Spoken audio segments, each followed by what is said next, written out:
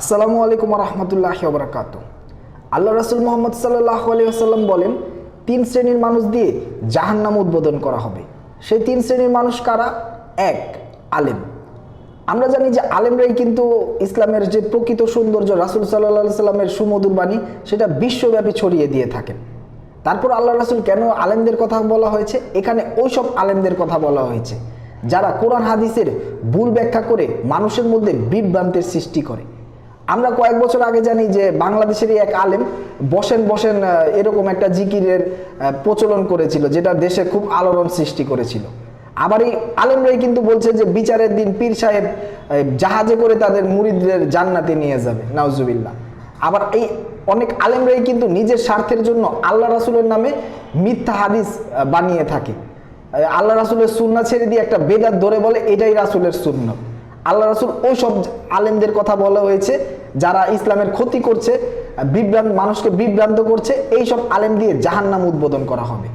দুই, দানশীল। দান করেও মানুষ জাহান্নামে যাবে এবং ওইসব জাহান্নামীদের দিয়ে, ওইসব লোকদের দিয়েই জাহান্নাম উদ্বোধন করা হবে। এখানে কোন সব দানশীলের কথা বলা হয়েছে? যারা দান করে আল্লাহকে খুশি করার জন্য নয়, যারা দান করে মানুষকে খুশি করার জন্য। যে দান করলাম, সমাজে সবাই আমারে বলবো আমার কত টাকা পয়সা, কত দাপট, মানুষ একটু দেখুক। আল্লাহ রাসূল ওই সব দানশীলদের কথা বলা হয়েছে।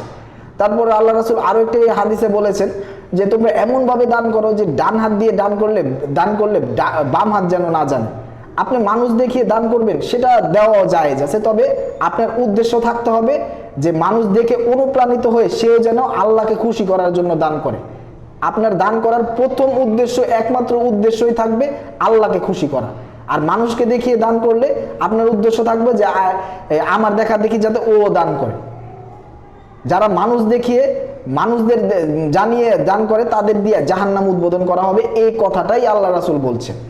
আর আপনি মানুষকে দেখিয়ে যদি আপনি দান করেন, এটা কিন্তু প্রত্যক্ষভাবে শিরিক হচ্ছে। কেন?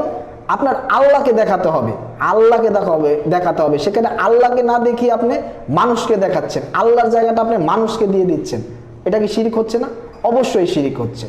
আর তিন নম্বরে আল্লাহ রাসূল বলেছেন যে শহীদদের দিয়ে জাহান্নাম উদ্বোধন করা হবে। কোন সব শহীদ?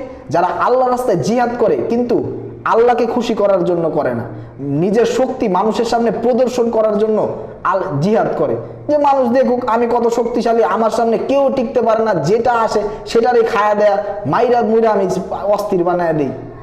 আল্লাহ রাসূল ওই সব শহীদদের কথা বলেছেন যাদের দিয়ে জাহান্নাম উদ্বোধন করা হবে। তাহলে আমরা কি পেলাম? তিন শ্রেণীর মানুষ দিয়ে জাহান্নাম উদ্বোধন করা হবে। আল্লাহ রাসূল বলেছেন, এক, আলেম; দুই, দানশীল; এবং তিন, শহীদ। আল্লাহ আমাদের সবাইকে এসব পাপ কাজ থেকে দূরে থাকার তৌফিক দান করুক।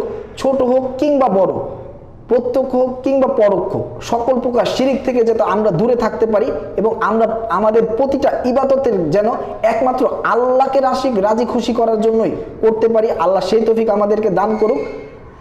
ইনশাল্লাহ পরবর্তী ভিডিওতে আবারও দেখা হবে, কথা হবে। আর আল্লাহ যদি মাফ করে দেয়, ইনশাল্লাহ জান্নাতে দেখা হবে।